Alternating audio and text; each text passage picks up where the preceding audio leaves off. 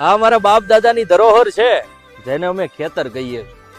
અમે સિટીમાં રહીને ગમે એટલા મોડર્ન બની જઈએ ને તો અમારા મૂળ અહીંયાથી જોડાયેલા છે, કારણ કે અહીંયા અમારા બાપ દાદાનો પરસેવો આ ખેતરની માટી સાથે ભળેલા છે.